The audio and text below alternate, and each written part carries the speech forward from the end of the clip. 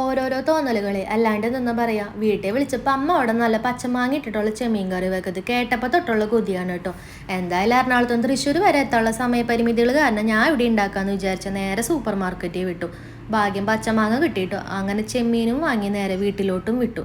സത്യം പറയാലോ, ഒരു 8ന്റെ പണി കിട്ടിയ അവസ്ഥയാണ് കേട്ടോ. ചെമ്മീൻ ചെറുതായതുകൊണ്ട് തന്നെ അവർ ക്ലീൻ ചെയ്ത് തന്നില്ല. പിന്നെ ഇത് ഉണ്ടാക്കി കഴിച്ചടങ്ങുമെന്നുള്ള വാശി കൊണ്ട് തന്നെ ഞാൻ തന്നെ ഇത് മെനക്കെട്ട് വൃത്തിയാക്കി കേട്ടോ.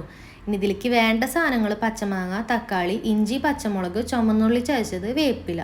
ഞാൻ ഇവിടെ ഒരു 1.5 സ്പൂണ് മുളക് പൊടിയാണ് കേട്ടോ ചേർക്കുന്നത്. 1 സ്പൂണ് മല്ലിപ്പൊടി, 1/2 സ്പൂണ് മഞ്ഞൾപ്പൊടി, ആവശ്യത്തിന് ഉപ്പ്, ലേശം വെളിച്ചെണ്ണയൊക്കെ ചേർത്ത് ഇത് നല്ലൊന്ന് തിരുമ്മിയെടുത്ത് ഒരു 1.5 കപ്പ് വെള്ളവും ചേർത്ത് നേരെ അടുപ്പത്തോട്ട് വേവിക്കാൻ വെക്കാം.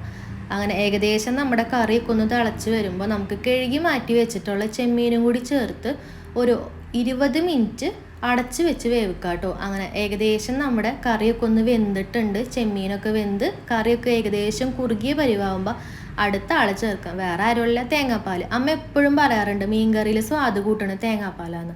അങ്ങനെ തേങ്ങാപ്പാലൊക്കെ ഒഴിച്ച് ഒന്ന് തിള വരുമ്പോൾ മാറ്റാം. ഇനി അടുത്ത പരിപാടി വെളിച്ചെണ്ണ ഒഴിക്കുക. ഉലുവ ചേർക്കണം നല്ലതാന്ന് അമ്മ പറഞ്ഞിട്ടുണ്ട്. അതും ചേർത്ത് ചുമന്നുള്ളി ചതച്ചതും ലേശം വേപ്പിലും ഇട്ട് ഒന്ന് വഴറ്റി ഏകദേശം ഒരു ബ്രൗൺ കളറൊക്കെ ആകുമ്പോൾ നമുക്ക് ഇതിനെടുത്ത് നമ്മുടെ മീൻ കറിലോട്ട് ഒരു തട്ടും കൊടുക്കാം. അങ്ങനെ നമ്മുടെ കറി റെഡി കേട്ടോ. ഇനി അടുത്ത പരിപാടി വെച്ചിട്ടുണ്ടെങ്കിൽ ഫുഡ് കഴിക്കുക. നല്ല ചൂട് ചോറിലോട്ട് ഈ ചെമ്മീൻ കറിയൊക്കെ ഒഴിച്ച് ഒരു മാങ്ങയുടെ പീസും പപ്പടവും അച്ചാറൊക്കെ കൂട്ടിയിട്ട് പിടുത്തം പിടിക്കുമ്പോഴുണ്ടല്ലോ വയറ് മാത്രമല്ല കേട്ടോ എന്നറിയാം, നമ്മുടെ മനസ്സെന്നറിയാം.